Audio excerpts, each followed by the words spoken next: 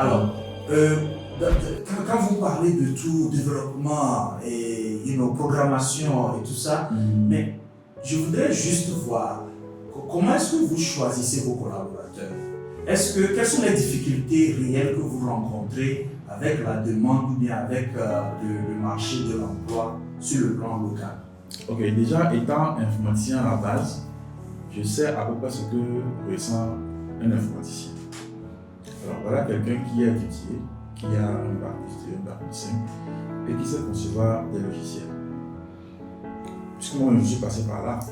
Donc c'est quelqu'un qui va se dire, ok, je suis là, il y a quelqu'un qui a sa boutique d'alimentation générale, bien sa boutique une boutique. Il veut un logiciel. Donc je peux rapidement construire quelque chose et je lui vends ça, je gagne de l'argent, ni vu ni connu. Donc déjà, il faut comprendre que tous nos collaborateurs, déjà, ils ont ce background-là. Ça, c'est une première difficulté. Parce que si tu le prends, ce qui veut dire que s'il fait ça, il te fait de la concurrence. Donc tu lui dis quoi? D'arrêter ça et de venir t'accompagner. Peut-être il peut en vendre 3, 4, 5 par an, ou bien par ça dépend de s'il est connu. Mais toi, tu le prends, il peut peut-être gagner 1 million, 200 000 en faisant ça. Mais toi, tu le prends, tu te dis, bon, ok, moi, je te paie par exemple 100 000 par mois. Laisse ça, viens m'accompagner. Déjà, c'est quelque chose qui est inconcevable pour un informaticien. Deuxième élément, c'est aujourd'hui, les réseaux sociaux font aussi bien du bien que du mal. Parce que la réalité de la vie. Voilà, j'ai remarqué que beaucoup de jeunes n'ont pas ce que j'appelle l'esprit critique. Quelqu'un peut se lever aujourd'hui, venir sur les réseaux sociaux et puis émettre une idée. Et tu vas voir, personne ne va critiquer l'idée là. Tout le monde va dire oui, c'est vrai, c'est vrai, c'est vrai, c'est vrai, c'est vrai. Et c'est cet aspect surtout que je déplore chez nos jeunes aujourd'hui, parce qu'ils n'ont pas l'esprit critique. Quand on dit critiquer, ce n'est pas forcément aller contre. Négativement. Non, pas forcément. C'est de prendre l'idée que la personne émet, de dire ok, tu as émis une idée, c'est bon. Mais je vais essayer d'abord de le faire passer par un passoire qui est moi, mes valeurs. Est-ce que ça rentre dans mes valeurs? Toi, est-ce que ton idée là, est-ce qu'à long terme, est-ce que ça peut produire quelque chose? Pourquoi moi je veux accompagner je fais comprendre à ceux qui font cela. Par exemple, ça, ce n'est pas un truc qu'on peut faire sur du long terme. Ce n'est pas évident que tu puisses trouver des marchés comme ça chaque année. Moi, quand je travaille, je pouvais en avoir 2, 3, et puis l'autre année, tu n'en as aucun. Mais moi, je te garantis un salaire fixe chaque mois. Qu'on ait des projets ou pas, tu as ton salaire. Ça, c'est mieux. Et puis, il y a aussi un aspect que beaucoup de jeunes oublient, c'est que parfois, il y a des poursuites judiciaires qui peuvent être nées de ton logiciel. J'ai un de mes clients avec qui j'ai eu un contentieux juridique parce que dans mon logiciel, il s'est présenté un bug. On est en informatique. Oui. Et ce bug-là lui a fait perdre de l'argent. Et ce client a voulu me poursuivre, avoir avec moi un contentieux juridique.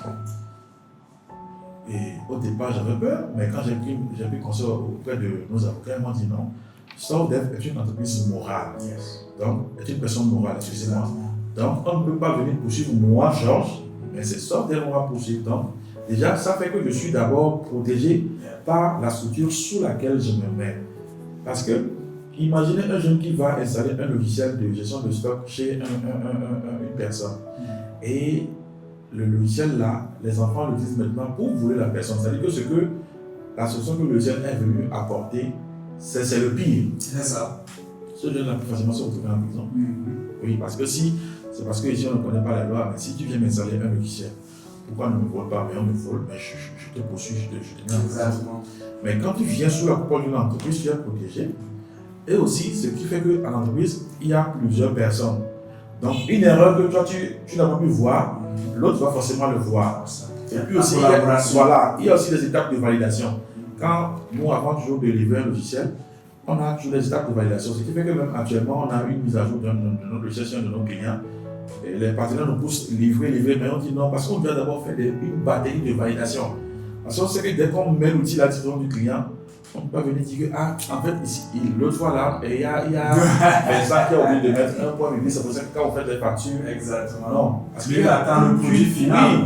Pas plus tard que lundi, un des partenaires m'a bousculé au téléphone, m'a dit, mais Georges, on attend. Il a dit non. Il a dit oui, on est en train. Donc parfois, il y a tout cet accompagnement là qui fait qu'on fournit un service de qualité. Donc c'est pour ça que, il y a ça. Maintenant, il y a aussi le côté rémunération. Oui.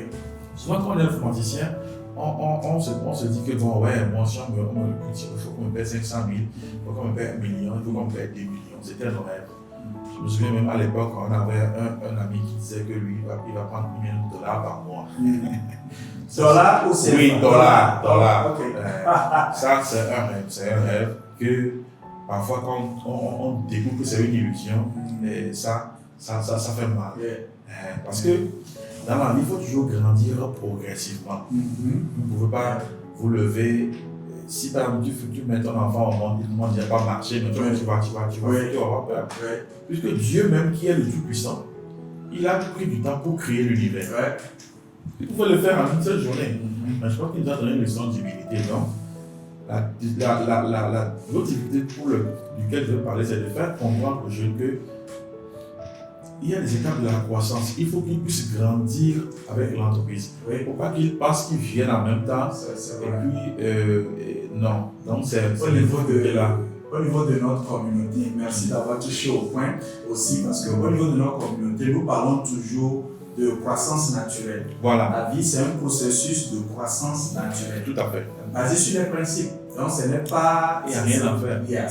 Ça ne change pas, ce principe ne change pas, quel que soit l'aspect de la vie que nous prenons. Quoi.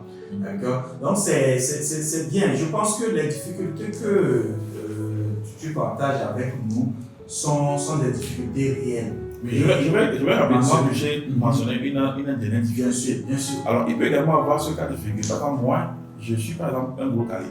C'est-à-dire que j'ai un certain niveau en termes de programmation, d'expérience, etc. Je peux par exemple avoir besoin d'un numéro de la même ampleur que moi. Ce qui va faire qu'on va aller beaucoup plus vite. On va pouvoir gagner beaucoup de marchés. Mais souvent, qu'est-ce qui se passe en Afrique? Souvent que l'autre, pour le calculer, j'ai vu qu'il a fait un logiciel qui marche. Il dit, ben écoute, on peut s'unir. Tu as ton logiciel là, moi j'ai mon logiciel là, on peut s'unir. Bon, toi tu n'as pas d'entreprise, tu as une carrière solo.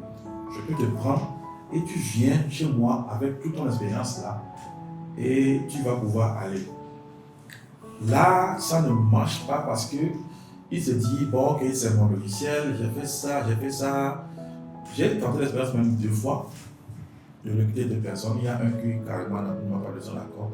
Il y a un qui m'a accompagné à un moment donné, mais qu'on n'a pas pu s'entendre. Donc il y a cette difficulté-là que j'ai remarqué surtout chez nous les Africains. La fois dernière, je suivais un jeune entrepreneur d'à peine 23 ans qui aussi est dans le domaine de l'informatique, mais qui avait un logiciel qui était en train de développer. C'est ça. Et il a vu que d'autres aussi font la même chose. Donc il a dit, ils sont réunis. Et puis ils ont partagé les gâteaux. L'union fait la force. Et aujourd'hui, la fusion des logiciels là a créé un logiciel qui est super puissant, qui est très utilisé aujourd'hui. Et il a même dit que ça lui rend, il est devenu millionnaire à cause de ça. Donc c'est cette valeur-là que nous n'avons pas en Afrique, le fait de vouloir partager et de dire, ok, si je vends le logiciel seul, je gagne 1 million. Mais si j'amène Freddy et Vincent pour m'accompagner, au lieu de prendre 1 million, je vais gagner 200 000. Mais je vais le gagner de manière pérenne. Au lieu de prendre 1 million, je le mange, c'est fini. Et dupliquer peut-être. Voilà, je peux dupliquer. Vincent aussi fait pour lui, Freddy fait pour lui, l'autre fait pour lui. Donc ça fait que je vais pouvoir grandir. Et non seulement je grandis, mais je leur apporte de la valeur. Il y a cet aspect-là que beaucoup ne comprennent pas et qui est vraiment une difficulté. Il y a eu des collaborateurs qui avaient des logiciels qui aujourd'hui sont partis, qui sont à leur, si je dis à leur propre, c'est comme ils ont gagné l'entreprise, ils sont toujours là et qui installent. Profession libérale, voilà. Ça beaucoup. Voilà. Et je leur explique vraiment le danger de faire comme ça. C'est parce que si au Togo on n'a pas de loi, mais je le dis, je le répète, quelqu'un qui t'a installé un logiciel et le logiciel te fait faire des pertes, la personne peut le poursuivre en justice. Dans d'autres pays, c'est la prison. Ici, aujourd'hui, en Afrique, on n'a pas de loi. Donc, ce qui fait que le marché est là. Sinon, normalement, une entreprise qui veut un logiciel doit forcément s'adresser à une autre entreprise. Bien sûr. Pas un individu. Voilà, qui vient dire informaticien, et puis bon. Et souvent, peut-être même que c'est des logiciels de leur entreprise, ils sont en train de vendre oui, j'en connais plein.